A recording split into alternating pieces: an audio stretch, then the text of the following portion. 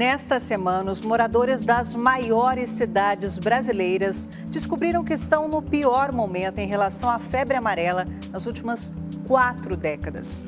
A doença chega cada vez mais perto das áreas urbanas.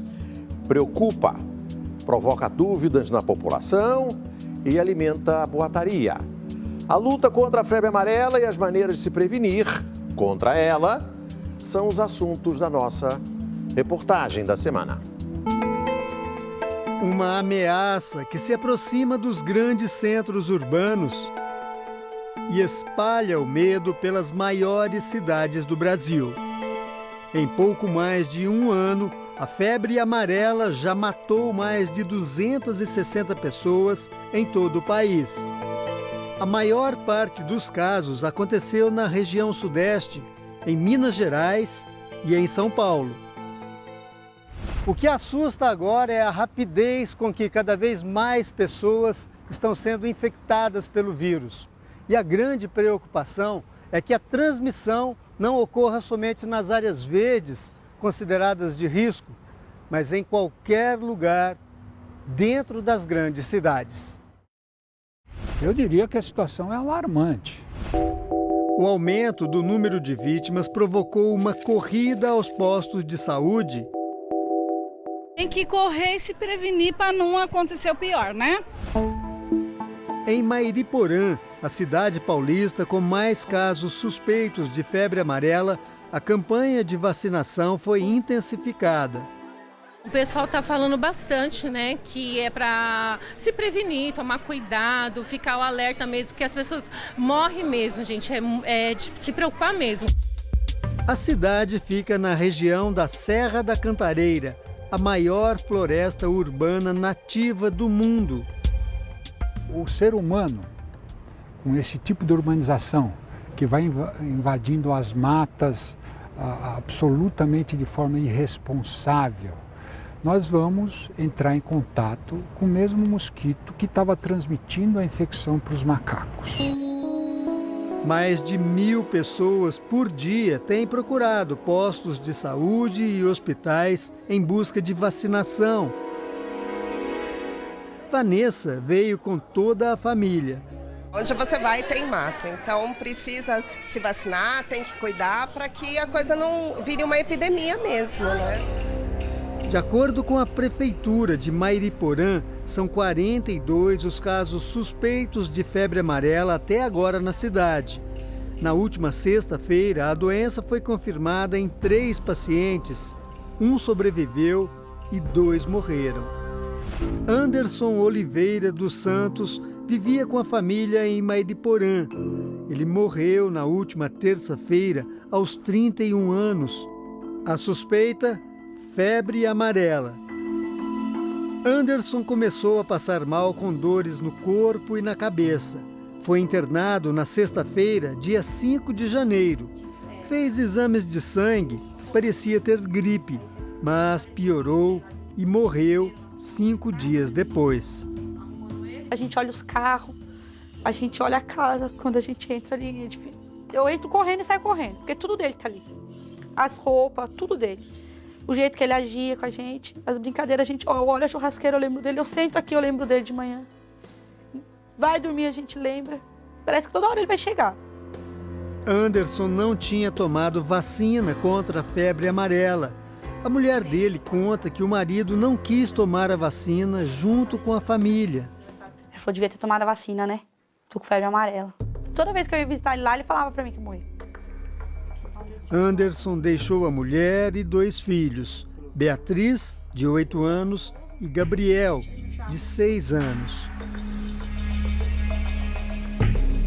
Para o irmão dele, que já estava vacinado, ninguém na família imaginava que essa doença pudesse matar em tão pouco tempo. Tanto é que eu tomei a vacina por impulso, assim, familiar, um tomando, outro tomando, mas a gente não sabia o grau, senão a gente tinha incentivado mais ele, né, para tomar. A febre amarela atinge macacos e humanos. É transmitida por mosquitos que só vivem nas matas, o Ameagogos e os sabetes. Existem 2 tipos de febre amarela, a urbana e a silvestre. A silvestre acontece quando o mosquito pica uma pessoa que saiu da cidade e foi para a mata. Sem a vacina, ela é contaminada pelo vírus que circula na área de floresta. Na versão urbana da doença, a pessoa é contaminada na cidade, sem necessariamente ter entrado em contato com um mosquito da floresta. Por enquanto, os casos atuais de febre amarela nas cidades são do tipo silvestre, ou seja, transmitidas por mosquitos que circulam nas regiões de mata ou área rural. Quem vive nas cidades, não mora perto e nem frequenta áreas de mata verde, corre risco? Na cidade, a gente tem o mosquito que pode veicular a febre amarela, mas atualmente ele não veicula. Então, a nossa preocupação é quem não se vacina e vai para a área silvestre. A contaminação acontece na área silvestre. Dentro da cidade, na área urbana, no momento a gente não tem preocupação. Este outro infectologista acha que o cenário é mais preocupante. Hoje, numa cidade, por exemplo, como São Paulo, fica muito difícil distinguir o que é urbano do que é silvestre. Então, nós falarmos que todos os casos foram exclusivamente silvestres, nós estamos arriscados a estar falando coisa errada. Até pouco tempo atrás, este era um bosque bem barulhento. Em determinados horários, principalmente no começo da manhã e final da tarde, se ouvia muito barulho vindo das árvores. Eram os bugios, que estão entre os maiores macacos da fauna brasileira. A população aqui era de 86 bugios, mas hoje a situação é bem diferente. Olha, silêncio absoluto, já não se ouve mais o grito dos bugios. Nos 3 últimos meses, 67 bugios foram encontrados mortos no Horto Florestal de São Paulo.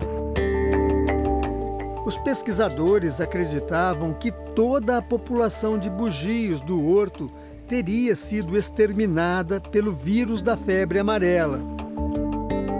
Durante nossa caminhada pelo horto, notamos algum movimento na copa das árvores. Para surpresa e alegria dos pesquisadores, avistamos um casal de bugios se alimentando. Em silêncio, eles se movimentam devagar, como se não quisessem chamar atenção. Podem ser os únicos sobreviventes do grupo. Dá uma esperança. Pode acontecer de eles ficarem resistentes ao vírus, né? Isso aconteceu no Rio Grande do Sul com 15% da população no surto de 2009. Então, é uma grande esperança, sim, com certeza. Macacos podem transmitir a febre amarela? Em relação aos macacos, esse assunto é muito importante, que o macaco ele não tem o poder de transmitir. Em Minas Gerais, casas como esta podem ser vizinhas do perigo, como mostra o repórter Luiz Gustavo. Aqui em Brumadinho, região metropolitana de Belo Horizonte, muitas pessoas vivem ao lado da floresta, onde circulam os mosquitos transmissores da febre amarela. O mato que não para de crescer e a casa fechada sugerem que a família foi embora depois da morte do dono da casa. O imóvel era de um conhecido trabalhador aqui da região, seu José Egídio, de 51 anos, uma das últimas vítimas da febre amarela em Minas Gerais. Ele morreu na noite de Réveillon, depois de uma semana com os sintomas da doença. Deu um susto, hein? Muito susto. Eu não acreditei, não. Depois que eu confirmei mesmo, eu acreditei. Não estava dando pra acreditar, não. Estranho. Gente boa, muito meu amigo. Na época da morte de José Egídio, outro morador de Brumadinho foi diagnosticado com febre amarela. Eudinei, de 37 anos, não tomou a vacina. Ele começou a passar mal no fim de dezembro. Ele já acordou reclamando de muita dor de cabeça, muita dor no corpo. A mulher de Eudinei conta que o marido foi internado e os sintomas só pioraram. Com o agravamento do estado de saúde, Eudinei precisava ser transferido para Belo Horizonte, mas não havia vagas nos hospitais. A Elisene resolveu, então, levar o marido até a cidade de Serra, no Espírito Santo, onde a irmã dela, que é enfermeira, mora e trabalha. Agora ele está estável, ele depois de ficar 4 dias no CTI, ele já está no quarto, ele já está bem, ele já toma banho sozinho, ele já faz tudo sozinho. E agora está repetindo exames a cada 2 dias, porque ainda está tendo algumas alterações. E não temos ainda previsão de alta, né? Segundo a Secretaria Estadual de Saúde, ainda falta imunizar 19% dos moradores de Minas Gerais, ou seja, 3,5 milhões de pessoas. Nenhuma das vítimas foi imunizada, apesar dos postos de saúde ficarem abertos o ano inteiro. Só quando há notícias de mortes é que a população corre para se vacinar. É o caso, por exemplo, aqui deste posto de saúde. Tem fila, olha, à espera de atendimento. O mais comum é encontrar adultos que não têm caderneta de vacinação e, por isso, não sabem se já foram imunizados. A senhora lembra de ter sido vacinada alguma vez contra a febre amarela? Não. Há mais de 10 anos eu não lembro de ter tomado uma vacina. A vacina contra a febre amarela ainda causa dúvidas e medos. Tomei a vacina e não me lembro a data. Preciso me vacinar? Para quem já se vacinou ou uma ou mais vezes e não se lembra da dose, a melhor medida a fazer é ir até o centro onde ela se vacinou para buscar o registro. Se ela mudou de cidade, ela não consegue achar esse registro prévio da vacina dela, ela vai ter que vacinar de novo para uma documentação. Alguns grupos precisam consultar o médico antes de tomar a vacina. Pessoas com mais de 60 anos, gestantes, crianças menores de 9 meses e pessoas em condições clínicas especiais, como portadores de HIV ou em tratamento de quimioterapia. No começo de fevereiro, o Ministério da Saúde vai começar a campanha de vacinação em 76 municípios dos estados de São Paulo, Rio de Janeiro e Bahia. Serão usados 2 tipos de doses da vacina, a fracionada e a padrão. Uma dose inteira da vacina tem validade para a vida toda. Já a dose fracionada protege durante 8 anos. Depois é preciso se revacinar. A dose fracionada da vacina é segura? Para esse momento, para a situação que a gente vive, a dose fracionada é extremamente segura, porque os trabalhos mostraram que ela confere a mesma proteção da dose integral, só não confere para a vida toda. A vacina fracionada vale para quem vai viajar para o exterior?